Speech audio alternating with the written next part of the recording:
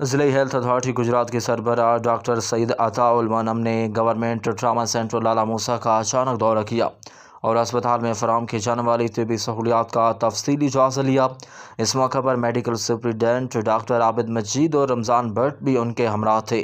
سی ای O health نے اسپتال کے مختلف شعبہ جات بشمول ایمرجنسی، انڈور فارمیسی اور وارڈز کا معائنہ کیا اور عملے کی حاضری سمیت ادویات کی دستیابی کو خود چیک کیا۔